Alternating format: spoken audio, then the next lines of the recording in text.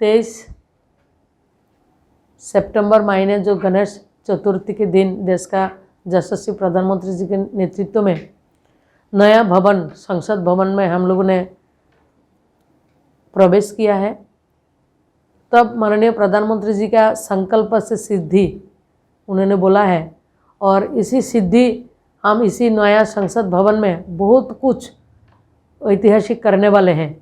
बोलने से 48 आवर्स के भीतर लोकसभा में एवं 72 ईयर्स के भीतर राज्यसभा में हमारा आवास के भीतर में 48 आवर्स और 72 आवर्स के भीतर इतना बड़ा गिफ्ट हम सबको मिलेगा, शायद किसी को पता भी नहीं था। हमारा मोदी जी क्या बोलते हैं, मोदी जी गारंटी है।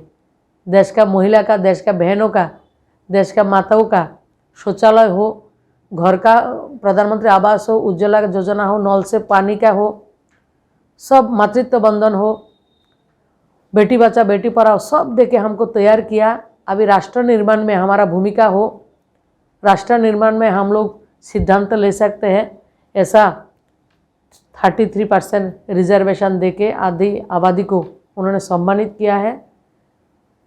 जो नारी शक्ति अधिनियम, बंधन अधिनियम उन्होंने लाया है, पूरा देश नहीं बल्कि पूरा दुनिया इसको देखा है। क्योंकि कुछ दिन पहले जो G20 के बैठक हुआ था, देश का माननीय प्रधानमंत्री मोदी जी ने बोला था वुमेन लेड गवर्नमेंट, उन्होंने बोला था उनके मन में पहले से वो तैयार था, महिला को ऐसा सम्मान में सम्मानित उन्होंने करने वाले हैं। तो हम लोगों ने देखा है पूरा देश, और मैं तो भाग्यशाली हूँ। इस 2019 में हम लोगों ने जब पार्लियामेंट में फर्स्ट गए तो 370 भी देखे हम लोगों ने। राम मंदिर के फैसला बाहर हुआ उसको भी हम लोगों ने देखा है, 3 तलाक को भी देखा है। बहुत सारे हम लोगों ने देश निर्माण में माननीय मोदी जी जो काम किया उसको सामने से देखने का अवसर मिला है। और सबसे ऐतिहासिक आगे चल के पूरा जनरेशन उसको लाभ उठाएगा और उसका जुग जुग तक जो इस बिल का जो पारित हुआ उसका गूंज पूरा देश में नहीं है, विदेश में भी सुनाई देगा।